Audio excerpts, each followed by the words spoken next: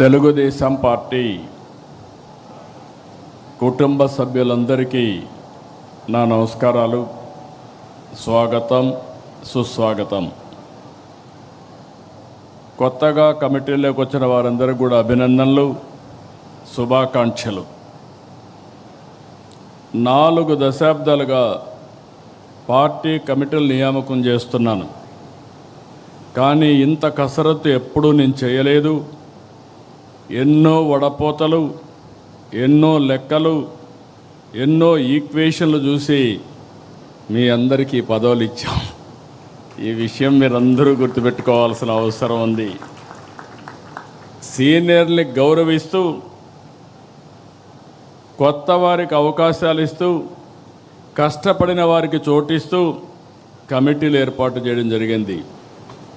Seniority, sincerity, social రీఇంజనీరింగ్తో దాదాపు 250 మందితో కమిటీలు ఏర్పాటు చేసుకున్నాం. అనుభవం, యువశక్తి, సమర్థత గీటురాయిగా పార్టీ కమిటీలు ఏర్పాటు చేశాం. పార్టీ పదవులు చేపట్టిన మీ అందరికీ మనస్ఫూర్తిగా మరొక్కసారి కంగ్రాచ్యులేషన్స్, ఆల్ ది బెస్ట్.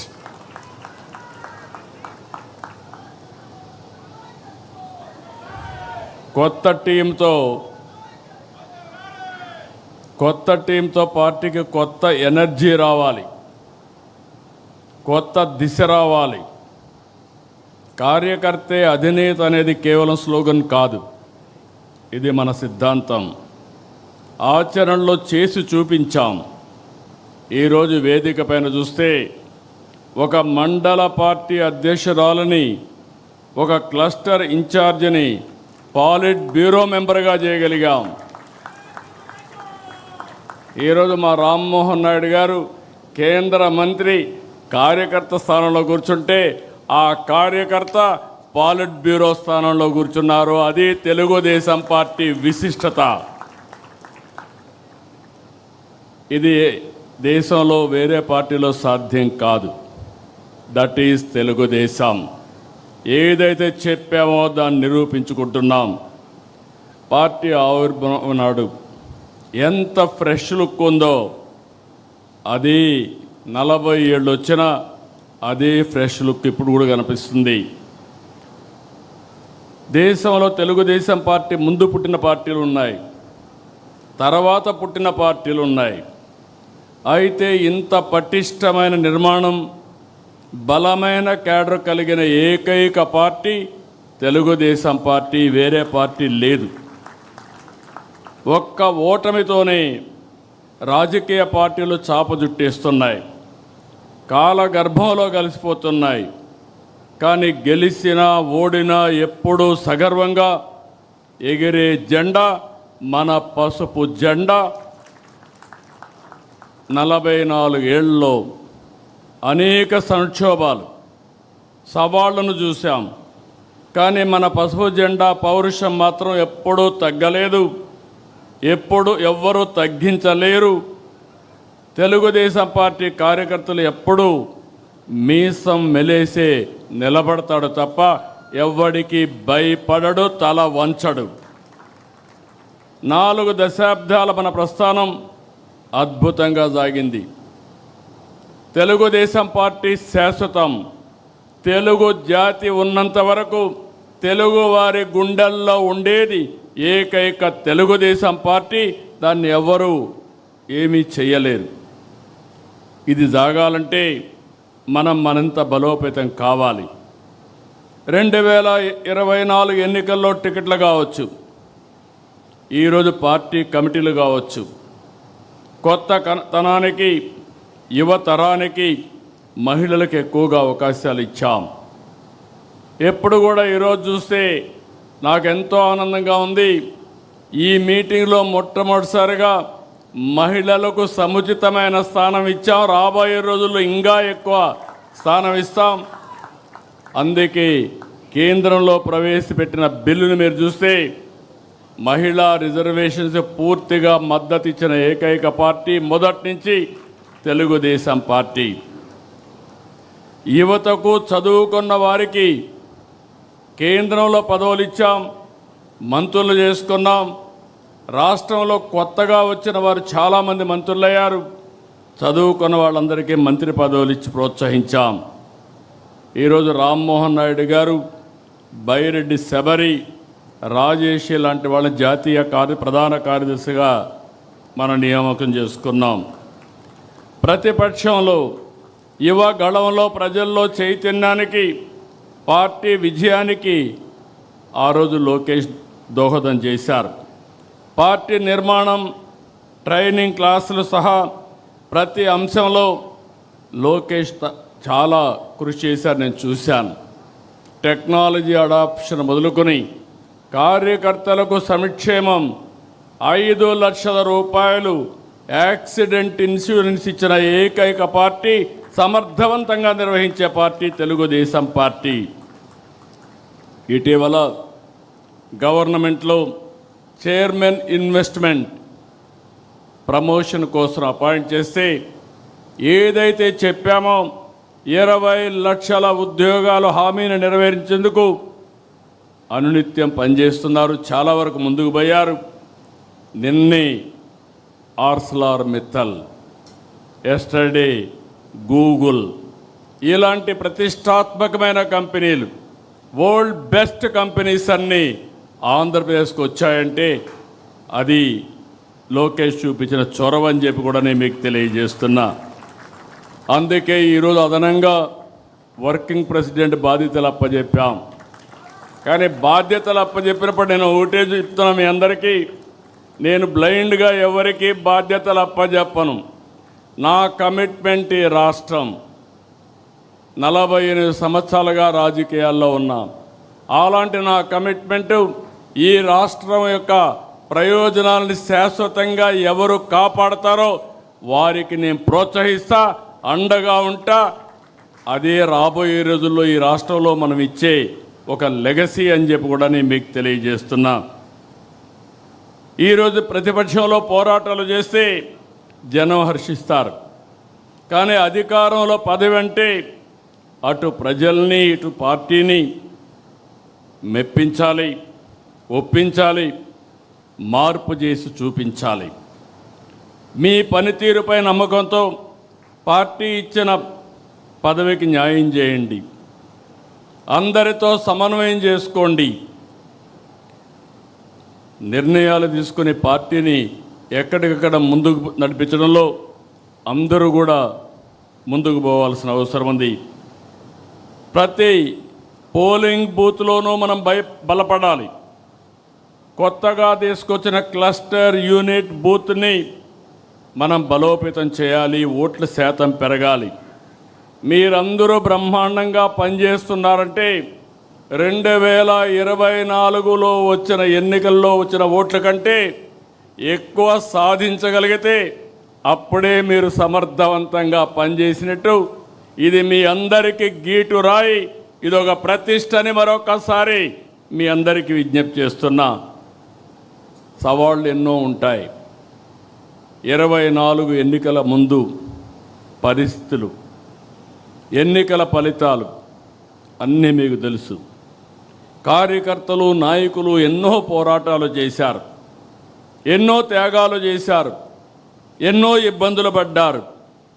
నాకు ప్రతి ఘటన, ప్రతి ఒక్కరి పోరాటం, ఆ రోజుల్లో మిమ్మల్ని కాపాడడానికి నేను పడిన తపన నాకు అనునిత్యం నా మైండ్లో ఉందని చెప్పి కూడా నేను మీకు తెలియజేస్తున్నా. రాష్ట్ర చరిత్రలోనే విజయం మన బాధ్యతను పెంచింది. ప్రజల నమ్మకం, ఆశలు, ఆకాంక్షలు ఉన్నాయి. అందుకే ప్రతిరోజు ఒక దీక్షతో, ఒక లక్ష్యంతో, ఒక పవిత్రమైన యజ్ఞం కోసం పనిచేస్తున్నాం. వెంటిలేటర్ పైనున్న ఆర్థిక వ్యవస్థని ఈరోజు కేంద్రం సహకారంతో బయట తీసుకురాగలిగాం. మన అనుభవంతో అనునిత్యం ఏ విధంగా పనిచేయగలుగుతామో పనిచేసుకుంటూ ముందుకు పోయాం. ఒక్కొక్క అడుగు వేసాం. బ్రిక్ బై బ్రిక్ బిల్డప్ చేశాం. నిలిచిపోయిన కేంద్ర పథకాలన్నీ పునరుద్ధరించాం. అప్పులను రీషెడ్యూల్ చేసి వడ్డీ రేట్లు తగ్గించాం, వ్యవస్థల్ని ఘాటిన పెట్టాం, సూపర్ 6 హామీలు నెరవేర్చాం, సంక్షేమ కార్యక్రమాలు చేస్తున్నాం, అభివృద్ధికి మారుపేరుగా ఆంధ్రప్రదేశ్ని తయారు చేశాం. ఎవ్వరికీ ఎక్కడా ఇబ్బంది లేకుండా సుపరిపాలనకు నాంది పలికాం. వాట్సాప్ గవర్నెన్స్లో ఎవ్వరు ఆఫీస్కి వచ్చే పని లేకుండా పనిచేసే పరిస్థితికి వచ్చాం. తల్లికి వందనం, అన్నదాత సుఖీభవ, స్త్రీ శక్తి, దీపం 2, దివ్యాంగ శక్తి, మత్స్యకారుల సేవలో, ఆటో డ్రైవర్ల సేవలో, నేతన్నలకు ఉచిత విద్యుత్ వంటి పథకాలు చేశాం. డిఎస్సి, మెగా డిఎస్సి నిర్వహించాం. కొత్త రహదారులు వేస్తున్నాం, ఇరిగేషన్ ప్రాజెక్టులను పరుగున పెట్టిస్తున్నాం, నీరందిస్తున్నాం. కేంద్ర సహకారంతో అమరావతి, పోలవరం పూర్తి చేస్తాం. రాబోయే 2027 గోదావరి పుష్కరాల కంటే ముందు పోలవరాన్ని పూర్తి చేసి జాతికి అంకితం చేస్తాం. అమరావతి కూడా రాబోయే 3 సంవత్సరాల్లో చేపట్టిన పనులన్నీ పూర్తి చేసి ముందుకు తీసుకుపోయే బాధ్యత తీసుకుంటాం. స్టీల్ ప్లాంట్ని మళ్ళీ రివైవ్ చేయగలిగాం. తెలుగువాడి ఆత్మగౌరవాన్ని కాపాడుకోగలిగాం. ఆ రోజు ఎన్నో ఉద్యమాలు జరిగాయి. ఆంధ్రుల హక్కు, విశాఖ హుక్కని ఆందోళన చేశారు, దాన్ని నిలబెట్టగలిగాం. అదే మరిగా ఏదైతే ఈరోజు రైల్వే జోన్ కూడా మనం శాంక్షన్ చేయించుకోగలిగాం. పెట్టుబడుల్లో నెంబర్ 1 స్థానంలో ఉన్నాం. మళ్ళీ ఒక బ్రాండ్, ఒక నమ్మకాన్ని క్రియేట్ చేయగలిగాం. ఒక నిర్దిష్టమైన లక్ష్యంతో ముందుకు పోతున్నాం. స్వర్ణాంధ్ర 2047 విజన్తో 10 సూత్రాలు పెట్టుకుని వాటిని సాధించడానికి మనం ముందుకు ప్రయాణం చేస్తున్నాం. కేంద్రం నరేంద్ర మోడీ గారి నాయకత్వంలో వికసిత్ భారత్ పెట్టుకుంటే మనం స్వర్ణాంధ్రప్రదేశ్తో ముందుకు పోతున్నాం. ప్రతి ఒక్కరికి ఇది గుర్తుండాలి. 10 సూత్రాలు మీ మైండ్లో ఎప్పుడూ ఉండాలి. పేదరికం లేని సమాజం, ఉద్యోగ ఉపాధి కల్పన, నైపుణ్యం, మానవ వనరుల అభివృద్ధి, నీటి భద్రత, ఫార్మ్ అగ్రిటెక్, ప్రపంచ స్థాయి మౌలిక సదుపాయాలు, ఇంధన వనరుల సమర్థ వినియోగం, కాస్ట్ తగ్గించడం, నాణ్యమైన ఉత్పత్తులు, స్వచ్ఛాంధ్ర, డీప్ టెక్నాలజీ. ప్రతి ఒక్కరు కూడా డీప్ టెక్నాలజీతో మనం ముందుకు పోవాల్సిన అవసరం ఉంది. ఈ ప్రయాణం చేసినప్పుడు 2 ఏళ్లలోనే కొన్ని లక్ష్యాలు మెరుగు చేసుకోగలిగాం. ఒక్క ఉదాహరణ చెప్తున్న, అన్ని డిపార్ట్మెంట్లో మెరుగు చేయగలుగుతున్నాం. ఒక్క ఉదాహరణ మీరు చూస్తే నష్టాల్లో ఉన్న విద్యుత్ శక్తి, విధ్వంసమైనటువంటి డిపార్ట్మెంట్ని రివైవ్ చేశాం. ఏదైతే ట్రూ అప్ ఛార్జెస్ తీసి 4,660 కోట్ల రూపాయలు రద్దు చేసి అది డిపార్ట్మెంటే భరించే పరిస్థితికి వచ్చాం. ఒకప్పుడు ట్రూ అప్ ఛార్జెసే కాకుండా ట్రూ డౌన్ ఛార్జెస్కి శ్రీకారం చుట్టాం. ఇంకో పక్క కరెంటు ఛార్జీలు పెంచమన్నాం, చెప్పిన మాటకు నిలబెట్టి ఒక్క పైసా పెంచకుండా 3 సంవత్సరాలు, ఇది 3వ సంవత్సరం వస్తుంది, ఆ మాటకు నిలబడ్డాం. ఇంకొక పక్కన ఆవరేజ్ ప్రొక్యూర్మెంట్ కాస్ట్ పోయిన సంవత్సరం 30 పైసలు తగ్గించాం ఒక యూనిట్కి. ఈ సంవత్సరం ఇంకొక 30 పైసలు తగ్గిస్తున్నాం. 2029కి ₹1.20 తగ్గించడానికి ప్రణాళికలు తయారు చేసుకున్నాం. ఇదొక చరిత్ర, మీరందరూ గుర్తుపెట్టుకోవాలి. ఎప్పుడు కరెంటు ఛార్జీలు పెరుగుతాయి తప్ప కరెంటు ఛార్జీలు తగ్గించే ఆలోచన ఎవరు చేయలేదు. అలాంటి ఆలోచనతో మనం ముందుకు పోతున్నాం. ఇంకో పక్కన భూగర్భ జలాలు పెంచాం, సాగులో సాంకేతికత తీసుకొచ్చాం, పోర్ట్లు, ఎయిర్పోర్ట్లు, హైవేలు పూర్తి చేసుకుంటున్నాం. ఇదే కాకుండా మన ఉత్పత్తులకు మార్కెట్ పెంచాం. 1 ఫ్యామిలీ 1 ఆంటర్‌ప్రెన్యూర్ పాలసీ తెచ్చాం. ఏఐ టెక్నాలజీ కంపెనీలు తీసుకొస్తున్నాం. భవిష్యత్తులో విశాఖపట్నం మీరు గుర్తుపెట్టుకోవాలి, ఏఐ హబ్గా విశాఖపట్నం ఏఐ పట్నంగా తయారయ్యే పరిస్థితి వస్తుంది. విశాఖపట్నం పేరే మారిపోయే పరిస్థితి వస్తుంది. ల్యాండ్ రికార్డ్స్ ఆ రోజు తీసుకొచ్చినటువంటి ఈ యొక్క ఒక చట్టాన్ని తీసుకొచ్చి ల్యాండ్ రికార్డ్స్ అని కంట్రోల్ చేయాలంటే దాన్ని రద్దు చేశాం. ఇంకొక పక్కన ఒక్క సంవత్సరం చేసిన అవకతవకలన్నీ ప్రక్షాళన చేసి క్యూఆర్ కోడ్ పెట్టి అదే మాదిరిగా ఎక్కడికక్కడ ఆధునికమైన సాంకేతికతో రికార్డ్స్ అన్నీ కూడా ప్రక్షాళన చేసి వాళ్ళందరికీ ఇచ్చే పరిస్థితికి వచ్చాం. ఇవన్నీ కూడా మీరు గుర్తుపెట్టుకోవాల్సింది నిధులు డబ్బులుండి చేయడం లేదు. చాలా సమస్యలు ఉన్నాయి, కానీ దాన్ని అధిగమించే సంకల్పం ఉక్కు సంకల్పం తెలుగుదేశం పార్టీ సొంతమని మరొకసారి మీకు విజ్ఞప్తి చేస్తున్నా. తెలంగాణలో జీతాలకు 45% రాష్ట్ర వనరుల నుంచి ఖర్చు పెడితే మన దగ్గర 99%. అంటే మనకొచ్చే ఆదాయం జీతాలకే సరిపోయే పరిస్థితి. నేను అందుకే ఫైనాన్స్ మినిస్టర్ చెప్పాను, ఎప్పటికప్పుడు వాస్తవాలు ప్రజలకు చెప్పి ఏ విధంగా ఎకానమీని రివైవ్ చేస్తున్నాం అనే విషయం కూడా మనం చెప్పాల్సిన అవసరం ఉంది. ఆ రోజు మన గవర్నమెంట్లో సమాచారం లేదు. ఆ రోజు ఒక కమిట్మెంట్తో చెప్పాం, ఈ రాష్ట్రాన్ని బాగు చేయాలి, ఒక అభివృద్ధి కాదు సమిక్షేమం కూడా చేసే సత్తా తెలుగుదేశం పార్టీకి ఉంది అని చెప్పడానికి ఆ రోజు నేను ఎన్ని ఇవ్వాలో అన్ని ఇస్తా అన్నాం. కానీ 4వసారి ముఖ్యమంత్రి మీరు గుర్తుపెట్టుకోవాలి, ఎంత లోతుకు పోతే అంత భయంకరమైన పరిస్థితి. మాట ఇచ్చాం, నిలబెట్టుకోవాలి. అభివృద్ధికి నిధులు వస్తాయి కానీ సమిక్షేమానికి మాత్రం మన వనరులే మనం ఖర్చు పెట్టుకోవాల్సిన అవసరం ఉంది. కానీ ఈరోజు మీరు చూస్తే ఒక పద్ధతి ప్రకారం మొదలు తారీఖు అంటే దగ్గర 63 లక్షల మందికి పేదల సేవలో ఉదయం ఇంటికెళ్ళి వాళ్ళకు నమస్కారం పెట్టి వాళ్ళకు పెన్షన్లు ఇచ్చే ఏకైక పార్టీ అతిపెద్ద డీబీటీ కార్యక్రమం మనం చేపట్టాం. ఈ విషయాల్లో మీ అందరిలో క్లారిటీ ఉండాల్సిన అవసరం ఉంది. భారతదేశంలో ఉండే బెస్ట్ పాలసీస్ అన్నీ కూడా అడాప్ట్ చేశాం. మనం వినూత్నమైన పాలసీలు తీసుకొచ్చాం. ప్రపంచంలో ఉండే బెస్ట్ పాలసీస్ని అక్కడుండే కెపాసిటీ బిల్డింగ్ అలాంటివన్నీ నేర్చుకోవడానికి మొట్టమొదటిసారిగా సింగపూర్కి 6 మంది మంత్రులను పంపించాం. ఎందుకంటే మనందరం గుర్తుపెట్టుకోవాలి, మనం ఏదో కష్టపడడం కాదు, తెలివితేటలతో కష్టపడాలి. ఎక్కడ బెస్ట్ పాలసీస్ ఉంటే అవన్నీ తీసుకురావాలని చెప్పి ముందుకు పోయాం. ఇవన్నీ మనం చేస్తూ నేను ఒకటే కోరుతున్నా, మనం చేసిన మంచినే కాదు, అనునిత్యం ఈ పనిలో మనం అనుసంధానం కావాలి.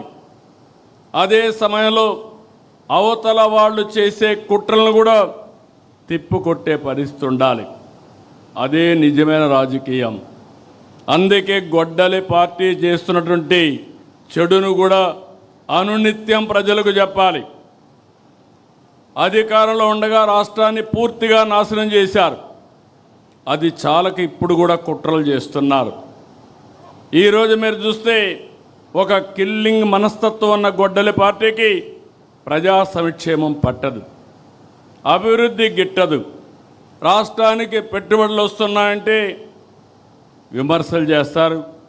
ఒకవేళ విమర్శలు చేసిన తర్వాత ప్రజల్లో కానీ వ్యతిరేకత వస్తుంది అనుకుంటే మేమే తెచ్చాం, మేమే ఆలోచించామని మాట్లాడే పరిస్థితికి వస్తున్నారు. ఇంకో పక్కన ఎక్కడన్నా డబ్బులు తేవాలంటే దానికి కావాలని కంప్లైంట్స్ పెట్టి అడ్డు పెట్టే ప్రయత్నం చేస్తున్నారు. ఇంకొక పక్కన మనం చేసే అభివృద్ధి చూస్తే దేశంలో మొట్టమొదటిసారిగా 25-26లో 25.3% పెట్టుబడులు ఆంధ్రప్రదేశ్ రాష్ట్రానికి వచ్చాయంటే అది మన మీద ఉండే నమ్మకం. దీంతో వీళ్ళకి ఫ్రస్ట్రేషన్ మొదలైంది. ఎక్కడికక్కడ నిధులు రాకుండా తప్పుడు ఫిర్యాదులు చేయడం, కోర్టులో పిటిషన్లు వేయడం, ఈ కుట్రలకు కుతంత్రాలకు కాలం చెల్లింది. సమర్థవంతంగా ఎదుర్కొనే శక్తి ఎన్డీఏ గవర్నమెంట్కి ఇక్కడ ఉంది. ఇంకొక పక్కన మీరు చూస్తే ఆ పార్టీకి ఒక ఓసీడీ పట్టుకునింది. నేను మామూలుగా చెప్పడం లేదు ఈ మాట, అబ్సెసివ్ కంపల్సివ్ డిజార్డర్. ఇది ఒక వ్యాధి. ఆ వ్యాధిని అందరికీ అంటగట్టడానికి చూస్తున్నాడు పార్టీ మొత్తం. అబ్సెసివ్ కంపల్సివ్ డిజార్డర్ అది ఈరోజు క్రెడిట్ చోరీ డిజార్డర్గా కూడా తయారైన అందులో భాగమే ఇది. మీరు అందరూ అనుకుంటున్నారు ఒక జబ్బు ఉండే వ్యక్తి, చాలామందికి మెంటల్ ఇల్నెస్ వస్తూ ఉంది. ఇప్పుడు ఆ మెంటల్ ఇల్నెస్లో భాగమే ఓసిడి. అలాంటి వాళ్ళకు ఏది పట్టుకుంటే అదే, దేన్ని లెక్క పెట్టుకోరు. వాళ్ళ ఆశయాలకు అడ్డంగా ఎవరైనా వస్తే ఎంతకన్నా తెగాయించే పరిస్థితి వస్తుంది. వాళ్ళని ఇదే మరిగా మనం వదిలేస్తే ఇప్పుడు జరిగిన సంఘటనలు కూడా మనం గుర్తుపెట్టుకోవాలి. మనం వదిలిపెడితే దేశానికి స్వాతంత్రం తేవడానికి మేమే ఆలోచించామని కూడా చెప్తారు. అది నమ్మతారని కాదు, వాళ్ళ మనస్తత్వం. ఇంకో పక్క మీరు గుర్తుపెట్టుకోవాలి, సింధూరుకు కూడా డ్రోన్ ఆలోచన నేనే ఇచ్చానని చెప్పే పరిస్థితికి వస్తారు. ఫేక్ ప్రచారంతో ఒక పటిష్టమైనటువంటి యంత్రాంగాన్ని ఎస్టాబ్లిష్ చేశారు. వీళ్ళు మాట్లాడతారు, వాళ్ళ పేపర్లో పబ్లిసైజ్ చేస్తారు, సోషల్ మీడియాలో విస్తృతంగా ఈ ఫేక్ ప్రచారాన్ని చేసి కడాన మనకు కూడా అనుమానం వస్తుంది, ఏంట్రా ఏమైనా జరిగిపోయిందా అని. ఆ పరిస్థితి తెస్తారు. మీరు చూడండి, పదే పదే ఎందుకు చెప్తున్నానంటే, నేనే ముఖ్యమంత్రి, బాబాయ్ హత్య, వివేకానంద రెడ్డి, నిద్రలేశాను, న్యూస్ వచ్చింది సాక్షిలో, వివేకానంద రెడ్డి గారు చనిపోయారు. ఇమ్మీడియట్గా నేను బాధపడ్డా, ఒక మంచి వ్యక్తి చనిపోయాడు అనే బాధ కలిగింది.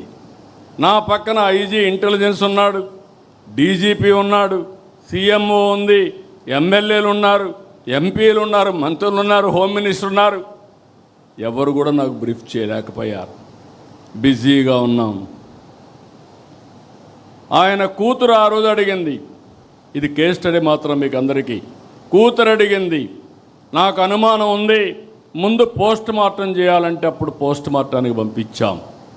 పోలీసుల్ని పెట్టుకొని సాక్ష్యాలు తారుమారు చేశారంటే, సాక్ష్యాలు లేకుండా చేశారంటే ఎలాంటి వాళ్ళో మీరు గుర్తుపెట్టుకోవాలి.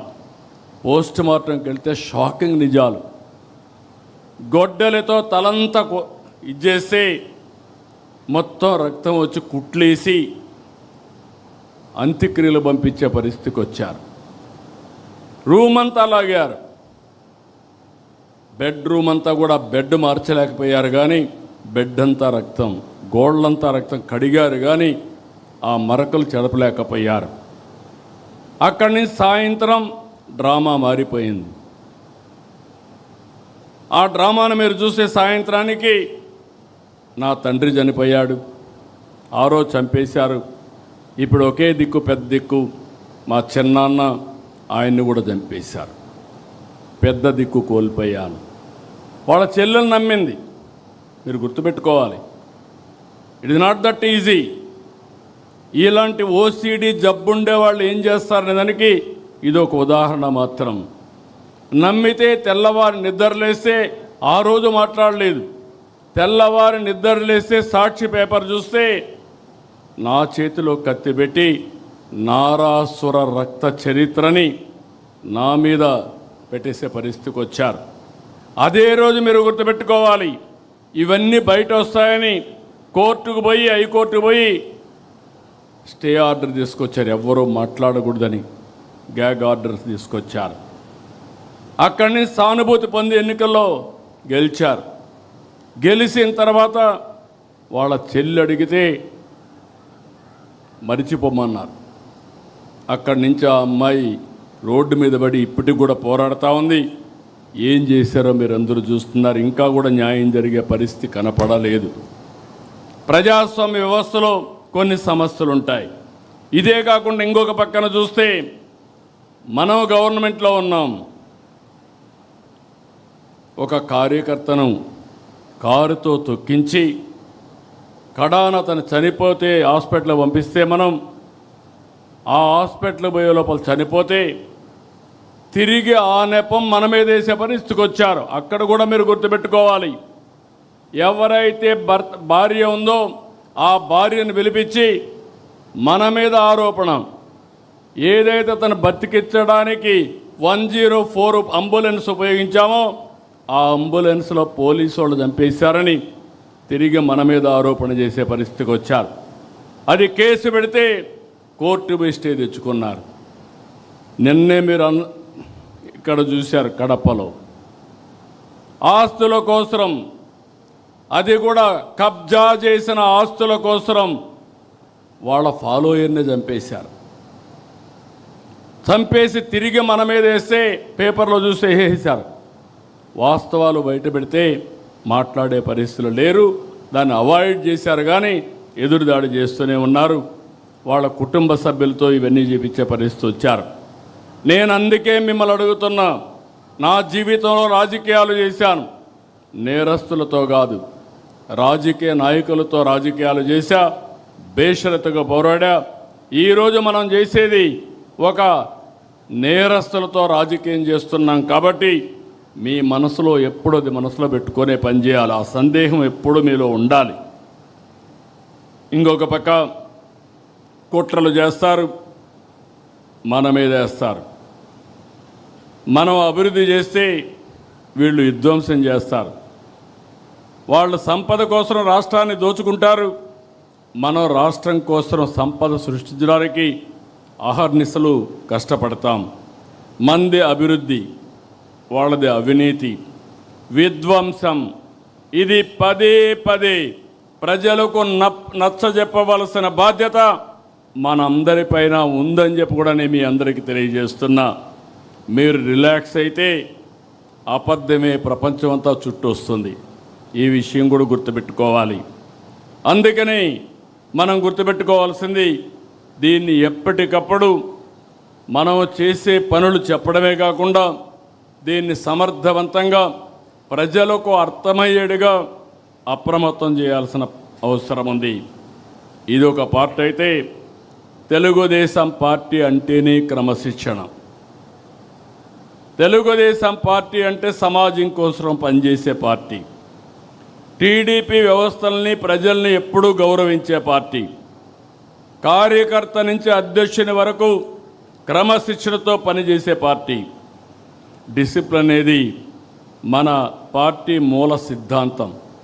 ఈరోజే కాదు, పార్టీ పెట్టినప్పటి నుంచి కూడా అలాంటి క్రమశిక్షణతో మనం పనిచేస్తున్నాం. ఇంకొక పక్కన మనందరం గుర్తుపెట్టుకోవాల్సింది, ప్రజలతో సౌమ్యంగా ఉండాలి, ప్రజలకు అందుబాటులో ఉండాలి, ప్రజలకు ప్రభుత్వానికి వారధిగా మీరు పనిచేయాలి.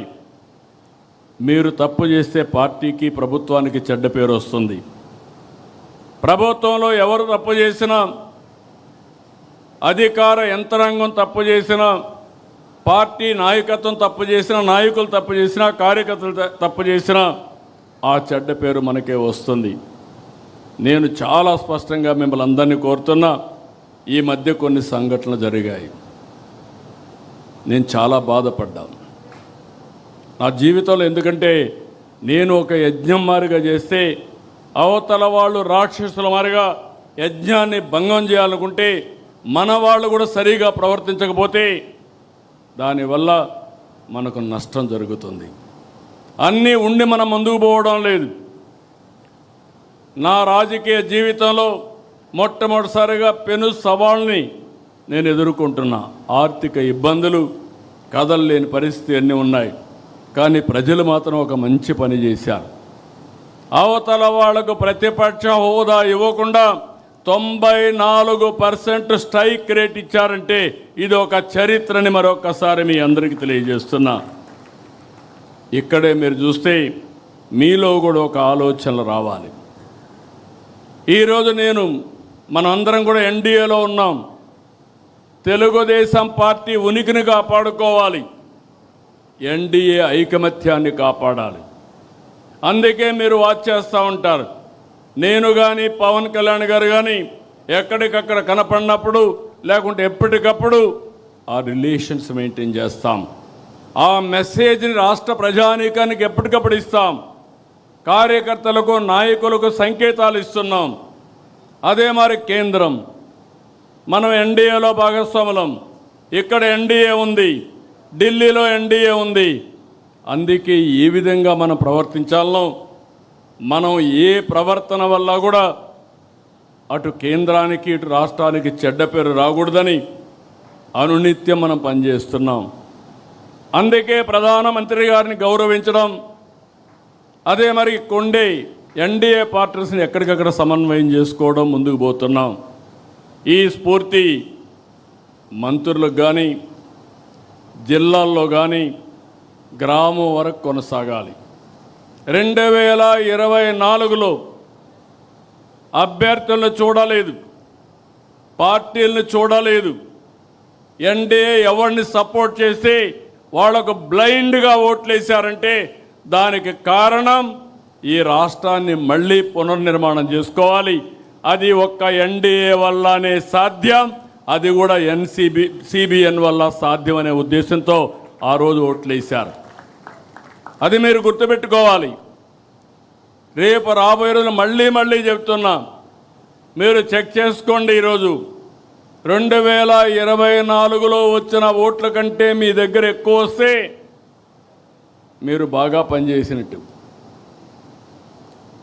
మళ్ళీ 2024 కంటే ఓట్లు బాగా వచ్చినా, ఎక్కువ వచ్చినా మీ దగ్గర రాకపోతే మీరు ఆ ఓటు బ్యాంకుని కిందికి లాగినట్టు. ఆ విషయం కూడా మీరు గుర్తుపెట్టుకోవాలి. నేను గర్వంగా చెప్పగలుగుతున్నాను, ఈ ఇబ్బందుల్లో పనిచేస్తున్నాం, ఒక నమ్మకం వచ్చింది. అందుకే ముందు కంటే ఇప్పుడు ఎన్నికలు పెడితే దానికంటే ఎక్కువ సీట్లు వస్తాయి తప్ప తక్కువ సీట్లు రావు. అదే సమయంలో మీరు గుర్తుపెట్టుకోవాలి, ఏదో ఎక్కువ సీట్లు వస్తాయని మీరు అతిగా ప్రవర్తిస్తే ఓట్లు పోవడమే కాకుండా పార్టీకి అప్రతిష్ట పాలు వస్తుంది. అవసరమైతే నేను ఒకటే చెప్తున్నా, గతంలో పాలకుల యొక్క గర్వాన్ని చూశాం, అహంకారాన్ని చూశాం, ప్రజలు ఏ విధంగా బుద్ధి చెప్పారో చూశాం. ఇంట్లో నుంచి బయట రాలేకపోయాం, ఏమా హామీలు మాట్లాడాం, కడాన కొంతమంది సైలెంట్ అయిపోయారు.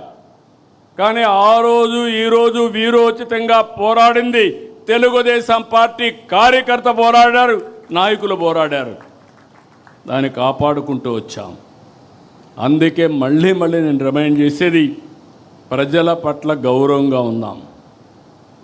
బూతులు, వివాదాలు, దాడులు, గొడవలు, సెటిల్మెంట్లు ఇవి మన దగ్గరికి రాకూడదు. మొన్నటి వరకు మిమ్మల్ని ప్రజలంతా కూడా పెద్ద ఎత్తున సహకరించారు, మీ మీద ఒక నమ్మకం పెట్టుకున్నారు. ఈరోజు ప్రజలు మిమ్మల్ని కూడా వాచ్ చేస్తున్నారు, ఒక కన్నేసి పెట్టారు. మీ ప్రవర్తన చూస్తున్నారు, మీరు చేసే పని చూస్తున్నారు, మీరు ఎవరితో కలుస్తున్నారో అవి కూడా చూసే పరిస్థితికి వచ్చారు. ఈ విషయాలు మీరు గుర్తుపెట్టుకోవాల్సిన అవసరం ఉంది. ఎవరైనా అధికారం ఉందని ఎగో ప్రదర్శిస్తే భవిష్యత్తులో నష్టపోయేది మీరు, పార్టీ. అందుకనే మళ్ళీ కోరుతున్నా, చిన్నపాటి కలహాలు కూడా రాకూడదు. ఫ్లెక్సీల దగ్గర, ఫోటోల దగ్గర, కుర్చీల దగ్గర. నేను I'm very clear on that. ఎవరో ప్రధానమంత్రి వస్తే నన్ను సెక్యూరిటీ పక్కకు వస్తాడు, అతనికి తెలియదు, అతను డ్యూటీ ఆయన చేస్తాడు. దానిపైన నేను ప్రధానమంత్రి గారి దగ్గరికి వస్తే నన్ను చేశారనుకుంటే తప్పు అవుతుంది. ఈ విషయాలు మీరు గుర్తుపెట్టుకోవాలి. నేను చాలాసార్లు చూస్తున్నా ఇవన్నీ. అందుకే మళ్ళీ మీ అందరికీ చెప్తున్నా, ఈ యొక్క మీరు సత్ప్రవర్తన కింది వాళ్ళకు కూడా నేర్పించాలి. We are not only individual leader by virtue of your position మీకు వల్నరబిలిటీ ఎక్కువ ఉంటుంది. ఒక మంత్రి, కేంద్ర మంత్రులు తప్పు చేసే నేషనల్ ఇంటర్నేషనల్ మీడియాలో హెడ్లైన్స్ వస్తాయి. రాష్ట్ర మంత్రులు తప్పు చేస్తే రాష్ట్రం జాతీయ స్థాయిలో హెడ్లైన్స్ వస్తాయి. ఏదైనా ఒక ఎమ్మెల్యే కానీ ఒక ఎంపీ తప్పు చేస్తే అదే స్థాయిలో ప్రొజెక్షన్ వస్తుంది. ఈ విషయాలు మనం గుర్తుపెట్టుకోవాల్సిన అవసరం ఉంది. అందుకనే నేను కూడా అనునిత్యం పనిచేయడమే కాకుండా పార్టీ క్రమశిక్షణ కాపాడడానికి కూడా అన్ని విధాల ముందుకు పోతామని చెప్పి కూడా నేను మీకు తెలియజేస్తున్నా. త్వరలో స్థానిక సంస్థల ఎన్నికలు వస్తాయి. చేసిన అభివృద్ధి చెప్దాం, తెచ్చిన మార్పు చెప్దాం, పడిన కష్టాన్ని వివరిద్దాం, దేనికోసం కష్టపడ్డామో ఇవన్నీ చెప్పి కానీ మనం ముందుకు పోగలిగితే నాకు అనుమానం లేదు రాబోయేది వన్ సైడ్ ఎలక్షన్స్ ఉంటాయి. 2024 అసెంబ్లీ కంటే మెరుగైన ఫలితాలు చూడబోతున్నామని మీ అందరికీ తెలియజేస్తున్నా. మళ్ళా అభ్యర్థుల ఎంపికలో మీరు తప్పు చేస్తామంటే మాత్రం కుదరదు. ఏది కూడా ప్రతి ఒక్కటి కూడా నిష్ఠతో చేయాలి, మనసు పెట్టి చేయాలి, భవిష్యత్తు కోసం పనిచేయాల్సిన అవసరం ఉంది. కొంతమంది అనుకుంటున్నాం ఏదో మేము అయిపోయాం, ఎమ్మెల్యే అయిపోయాం, మంత్రులు అయిపోయామని. 2 ఏళ్ళు అయిపోయింది, 3 ఏళ్ళలో మళ్ళా ఎలక్షన్స్ వస్తాయి. మీకు అందరికీ గుర్తుపెట్టుకోవాలి. వన్ టైం ఉండాలంటే ఒక ఆలోచన, శాశ్వతంగా ఉండాలంటే ఇంకొక ఆలోచన. శాశ్వతంగా ఉండాలంటే శ్రమపడ్డాలి. ఏమైనా పర్వాలేదు, పార్టీ ఏమైనా పర్లేదు, పార్టీ ఇమేజ్ ఉంటే నేను గెలుస్తానంటే మాత్రం కుదరదు. ఈ విషయం మనందరికీ గుర్తుండాల్సిన అవసరం ఉంది. దయచేసి ఇక్కడ పిలిచింది కూడా ఈరోజు నేను ఎంపీలని పిలిచాను, ఎమ్మెల్యేలను పిలిచాను, నేషనల్ పార్టీ ఎగ్జిక్యూటివ్స్ కానీ కార్యవర్గాన్ని అందరిని పిలిచాం, రాష్ట్ర పార్టీ కార్యవర్గాన్ని పిలిచాం. అందరం కూడా ఈ రోజు నుంచి మనస్పర్ధలు లేకుండా అందరం కూడా ఒక పద్ధతి ప్రకారం పనిచేసే పరిస్థితి రావాలి. అన్నింటికంటే ప్రజాహితమే ద్వేయంగా మనం పనిచేస్తే ఈ సమస్యలు ఉండవు. ఎంపీలు ఎమ్మెల్యేలు కలిసి పనిచేయాలి. ఎమ్మెల్యే ఆ కాన్స్టిట్యున్సీలో ఉండే కమిటీలతో కలిసి పనిచేయాలి.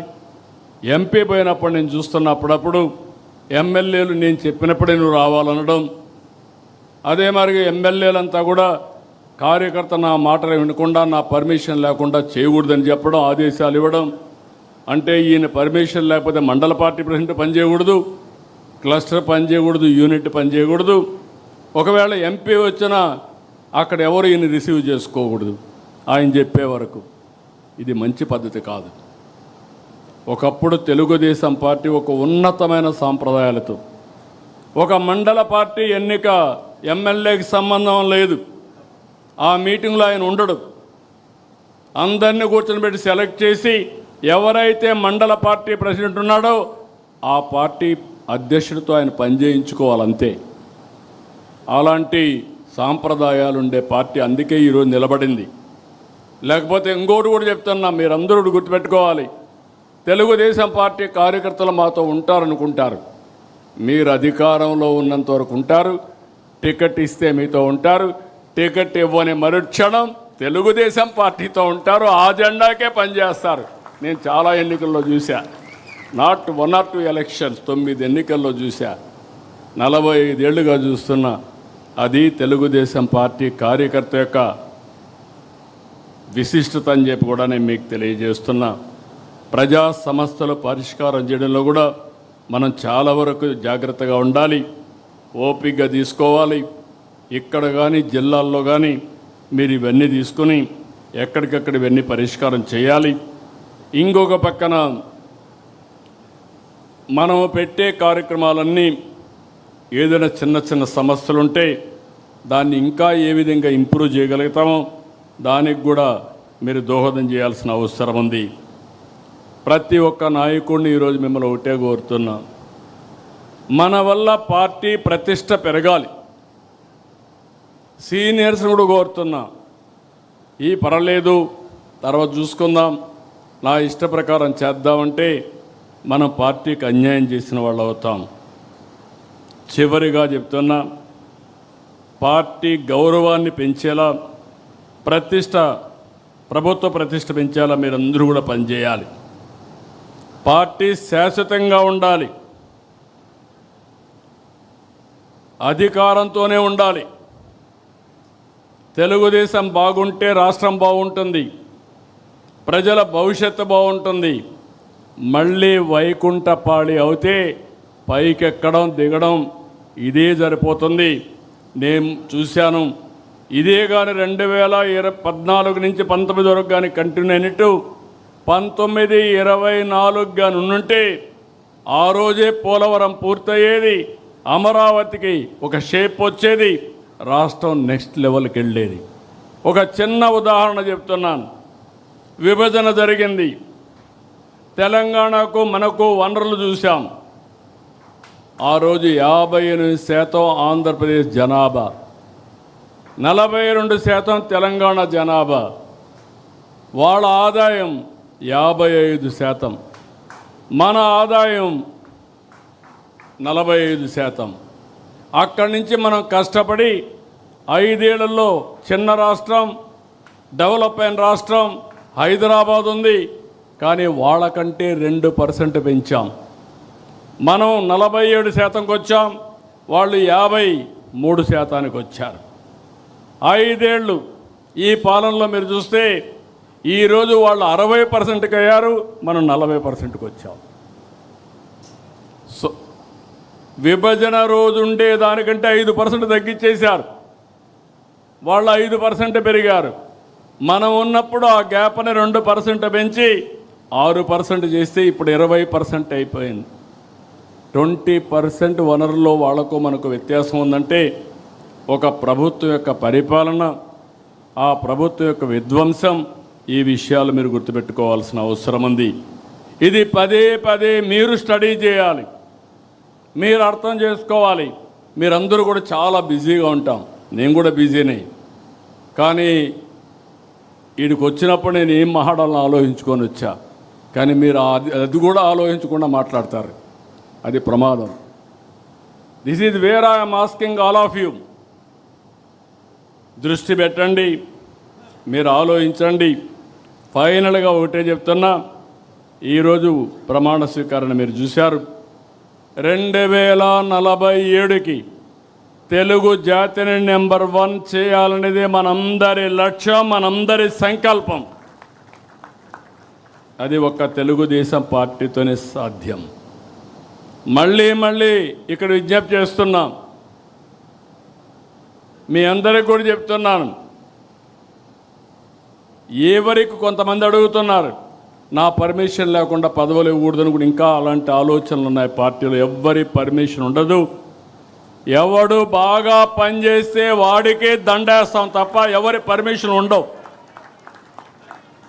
పార్టీ ఎవరిని నియమిస్తే వాళ్ళకు అండగా నిలబడడం, వాళ్ళతో కలిసి పనిచేయడం మీ బాధ్యత, మనందరి బాధ్యత, నా బాధ్యత కూడా. ఇంకా విధానాన్ని రూపకల్పన చేసుకుందాం. ఏ విధంగా అవార్డు వాళ్ళని గుర్తించాలో చేద్దాం. మీ గౌరవం పెరగాలంటే మీ నియోజకవర్గం బలంగా ఉండాలి. మీ నియోజకవర్గం బలహీనపడి మీరు బలపడాలంటే, మీ గౌరవం పెరగాలంటే పెరగదని చెప్పి కూడా నేను మీకు తెలియజేస్తున్నా. నేను బ్లంట్గానే చెప్తున్నా. ఈరోజు ఏమనుకోవద్దండి, మనసిప్పి మాట్లాడాలి. మనసిప్పి మాట్లాడకపోతే మీరు ఏమనుకుంటారంటే, ఎవరైనా పని చేయకపోయినా నాకు గౌరవం ఇవ్వమంటారు, నేను ఫస్ట్ నుంచి ఉన్నాను నాకు గౌరవం ఇవ్వమంటారు. కావాలంటే మా ఇంటికి పిలిచి ఒక కాఫీ ఇస్తాను, కానీ పార్టీ కోసం పనిచేసిన వాళ్ళకే గుర్తింపు ఉంటుంది. నేను వెరీ క్లియర్. నా ఫ్రెండ్ అయినా లేకుండా నా ఇంట్లో దగ్గరగా ఉన్న రేపు ఎవరైనా సరే, వేదిక పైన ఉండేవాళ్ళు కానీ కింద ఉండేవాళ్ళు కానీ అందరికీ ఒకటే రూల్ వర్తిస్తుంది.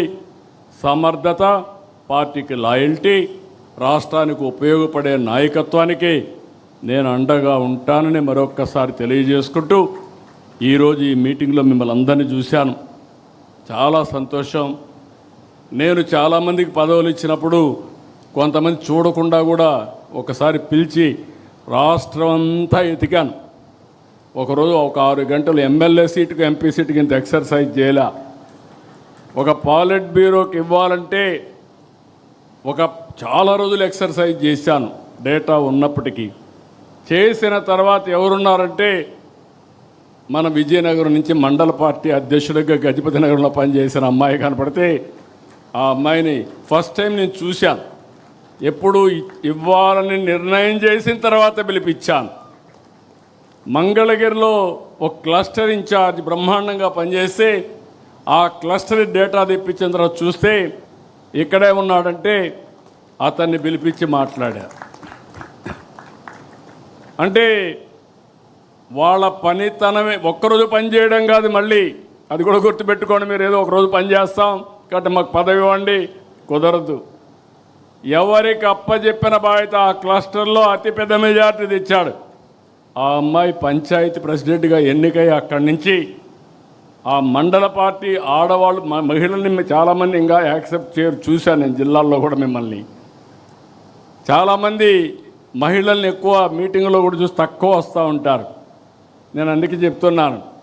కానీ అలాంటిది ఒక మహిళ మండల పార్టీ అధ్యక్షులుగా సమర్థవంతంగా అందరి మన్ననలు పొందగలిగింది. ఇది ఉదాహరణ మాత్రం. భవిష్యత్తులో ఇలాంటి ఉదాహరణలు ఇంకా ఎక్కువ మీరు చూస్తారని చెప్పి మీ అందరికీ తెలియజేసుకుంటూ, అది కార్యకర్తే అధినేత. సమర్థవంతమైన కార్యకర్తలు తయారు చేస్తాం, నాయకులుగా తయారు చేస్తాం. నాయకత్వానికి కొరత లేదు. ఆ విషయం గుర్తుపెట్టుకోవాల్సిందిగా మరొక్కసారి అందరినీ కోరుకుంటూ, మళ్ళీ ఒకసారి ఉండే ఎమ్మెల్యేలందరినీ కోరుతున్నా. చాలామంది కొత్త ఎమ్మెల్యేలు వచ్చాం, చాలామంది కొత్త మంత్రులు అయ్యాం. కానీ వాళ్ళందరినీ ఒకటే విజ్ఞప్తి చేస్తున్నా, మీకు అన్నీ తెలుసని ఎంపీలు కూడా కొత్తగా వచ్చాం. ఆ విషయం కూడా గుర్తుపెట్టుకోవాల్సిన అవసరం. ఎమ్మెల్యేలే కాదు, ఎంపీలు కూడా. మీరందరూ గుర్తుపెట్టుకోవాల్సింది, మీకు అన్నీ తెలుసని తప్పులు చేయొద్దండి. నేర్చుకుందాం, ముందుకెళ్దాం, రాష్ట్రానికి ఉపయోగపడదామని మరొక్కసారి అందరినీ కోరుకుంటూ చేస్తారని చెప్పి ఆశిస్తూ అందరికీ నమస్కారాలు. జై హింద్, జై తెలుగుదేశం. ఇప్పుడు తెలుగుదేశం గట్టిగా, Telugu Desam, Telugu Desam. NTR Amar high, NTR, NTR, NTR. Thank you. Nara Chandrababu Naidu గారి నాయకత్వం.